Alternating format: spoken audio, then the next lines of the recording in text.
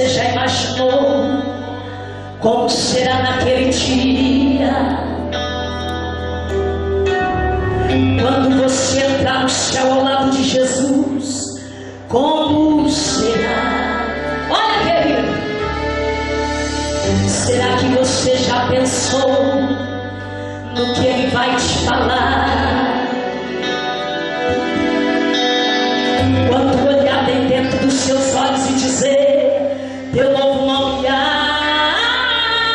valeu a pena esperar, valeu a pena confiar e sua vida inteira consagrar, com as mãos levantadas a Deus. Valeu a pena obedecer e por Jesus aqui sofrer. Naquele dia você vai dizer: meu Deus, valeu. Olha, será que você tem noção, Jorge, do que pra você está preparado? O que o olho não viu, ninguém jamais contou, e a mente humana não imaginou. Sabe por quê? Porque não há felicidade maior, nem prazer que possa assim ser comparado, como tocar no rosto de Jesus e receber aquele abraço. Valeu a pena esperar,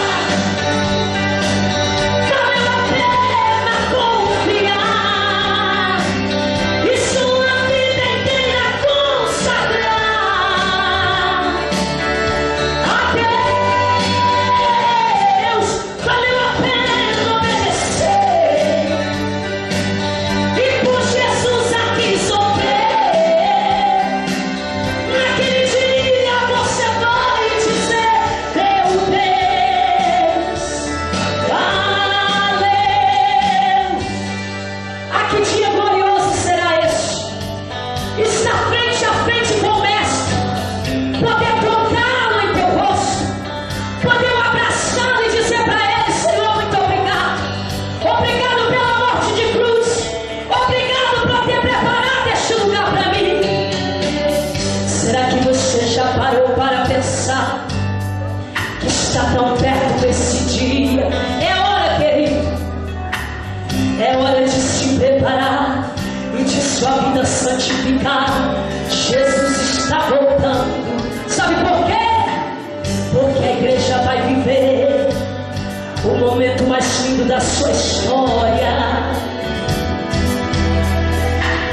pois o céu já está preparado e pronto para